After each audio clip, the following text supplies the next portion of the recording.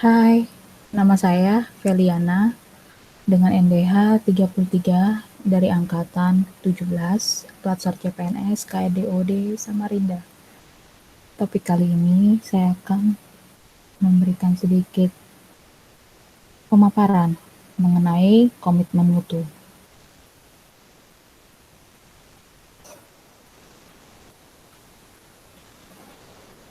Komitmen mutu, apa sih yang dimaksud dengan komitmen mutu ini? Jadi komitmen mutu ini merupakan pelaksanaan pelayanan publik dengan berorientasi pada kualitas hasil, dipersepsikan oleh individu terhadap produk atau jasa berupa ukuran baik atau buruk. Nah, nilai komitmen mutu ini ada 4, yaitu efektivitas, efisiensi, inovasi, dan mutu. Apa yang dimaksud dengan efektivitas? Jadi efektivitas ini merupakan layanan untuk menunjukkan ketepatan dalam mencapai target layanan. Biasanya kita bisa lihat dari jadwal kerja, durasi, biaya, dan apa yang menjadi hasilnya. Sedangkan efisiensi yaitu proses layanan yang tidak berdampak pada pemborosan. Biasanya diukur dari penggunaan waktu kerja, biaya yang harus dibayarkan, tenaga yang dikeluarkan untuk mencapai suatu target atau mewujudkan suatu harapan. Nah, inovasi layanan di sini menunjukkan adanya kreativitas dari seorang ASN untuk mengembangkan sesuatu yang baru, yang berbeda dari sebelumnya. Mutu di sini artinya menunjukkan kinerja dari seorang ASN yang optimal, yang melayani dengan sepenuh hati, sehingga masyarakat yang kita layani merasa puas. Apa sih karakteristik nilai dasar dari orientasi mutu ini? Yang pertama yaitu komitmen untuk mencapai suatu kepuasan masyarakat. Jadi dalam proses kita melayani, masyarakat puas. Yang kedua yaitu pemberian layanan yang cepat, tepat, dan dengan senyuman yang ramah. Yang ketiga, memberikan pelayanan yang menyentuh hati, tanpa cacat, tanpa kesalahan, dan tanpa pemborosan. Yang keempat, pemberian layanan yang dapat memberi perlindungan kepada publik.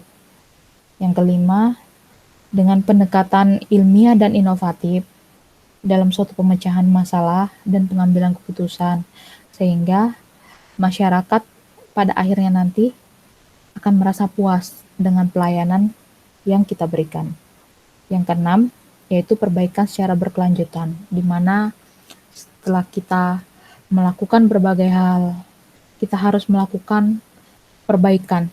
Jadi evaluasi atau kritik dan saran yang masuk setelah kita melayani masyarakat harus kita evaluasi, kemudian kita lakukan perbaikan untuk meningkatkan kepuasan masyarakat terhadap pelayanan kita. Nah, di sini ada satu quotes. 80% permasalahan dalam banyak organisasi adalah masalah sistem. 20% sisanya adalah SDM. Kenapa disampaikan seperti itu? Jadi, biasanya kita selalu berhadapan yang namanya sistem. Sistem yang sangat berbelit-belit, aturan-aturan yang tidak jelas, sehingga membuat masyarakat yang ketika mau mengurus sesuatu harus merasa kesulitan. Nah, kemudian sisanya tadi SDM. Kenapa? Mungkin kita tidak punya hati untuk melayani, atau kita tidak tersenyum, atau tidak memberikan informasi yang jelas, sehingga timbullah permasalahan ini.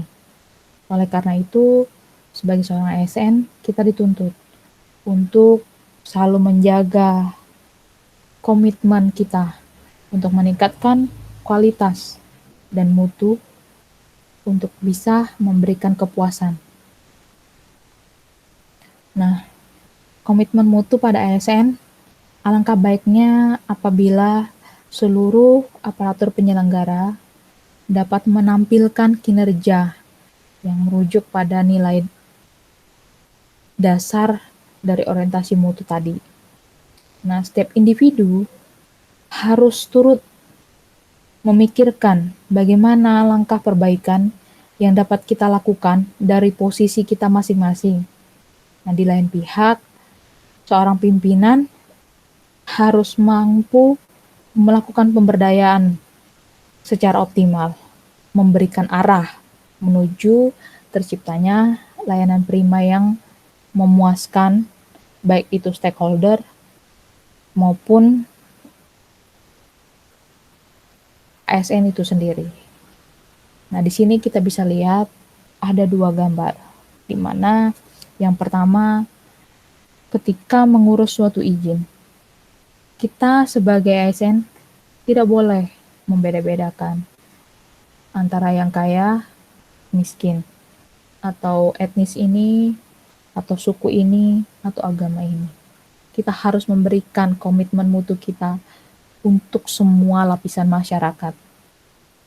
Di gambar kedua, kita juga harus mampu menjaga efisiensi maupun efektivitas dari pekerjaan kita. Di sini dilihat bahwa sudah jam 10, tapi puskesmasnya juga belum buka. Oleh karena itu, sebagai seorang ASN, kita harus melakukan perbaikan supaya masyarakat-masyarakat yang datang untuk melakukan pemeriksaan atau mengurus sesuatu terpuaskan. Nah, bagaimana komitmen mutu saya sebagai dosen? Ditinjau dari efektivitasnya, maka saya harus mampu untuk bisa meningkatkan metode pengajaran atau memudahkan mahasiswa dalam mengikuti pembelajaran, terutama di kondisi pandemi saat ini. Bagaimana caranya? Saya harus mampu memberikan efektivitas kepada mahasiswa dalam menerima pembelajaran. Efisiensi. Jadi, saya harus meningkatkan lagi efisiensi dalam kegiatan belajar mengajar, terutama ketika pandemi ini, maka mahasiswa akan mengeluarkan banyak sekali kuota untuk mengikuti pembelajaran. Oleh karena itu, bagaimana caranya? Dengan efisiensi waktu, tapi mahasiswa bisa mendapatkan pembelajaran yang sama kualitasnya dengan ketika tatap muka. Inovasi. Di sini inovasi saya yaitu menggunakan media-media pembelajaran, baik itu sinkronus dan asinkronus. Sinkronus di sini yaitu menggunakan Google Meet. Saya berikan tidak wajib lah ya, mahasiswa untuk menyalakan kamera, tapi mereka tetap harus hadir, mendengarkan, memberikan feedback atau pertanyaan-pertanyaan, terjadilah diskusi di dalam kegiatan tersebut. Kemudian asinkronus ini tadi melalui e-learning Unmul ACID, di mana di situ mahasiswa mampu mengakses rekaman kegiatan pembelajaran yang sudah dilakukan menggunakan Google Meet. Mahasiswa mampu memutarnya kembali ketika misalnya ingin dipahami lebih lanjut. Kemudian saya juga menyediakan materi-materi bacaan dan kemudian mengadakan juga tanya jawab di situ. Sehingga mahasiswa-mahasiswa yang mungkin belum terpuaskan ketika pembelajaran sinkronus tadi, karena waktunya yang terbatas, kuota yang terbatas, mereka bisa mendapatkan hal yang lebih. Nah, kemudian yang terakhir adalah mutu. Jadi saya meningkatkan mutu pengajaran dengan memastikan setiap kegiatan pembelajaran harus sesuai dengan kurikulum, RPS, ataupun kontrak perkuliahan yang sudah saya sepakati dengan mahasiswa. Sehingga mutu pengajaran saya kepada mahasiswa tetap terjaga. Di akhir perkuliahan, saya memberikan kuesioner kepada mahasiswa untuk mengevaluasi saya dalam hal pengajaran, supaya ke depannya saya bisa meningkatkan kualitas pengajaran saya.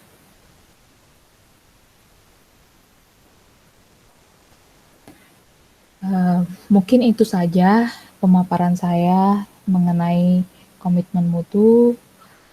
Terima kasih.